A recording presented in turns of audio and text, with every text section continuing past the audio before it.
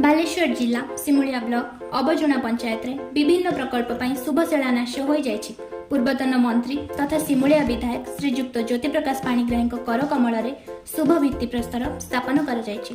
प्रथमे विधायक ज्योति प्रकाश पाणिग्राही अबजुणा अंचल में पहुंचवा पर ग्रामवासी माने पुष्पगुच्छ दे विधायक को स्वागत संबर्धना करबा परे नड़िया पिटी शुभ भित्ति प्रस्तर स्थापन कर जाइथिला।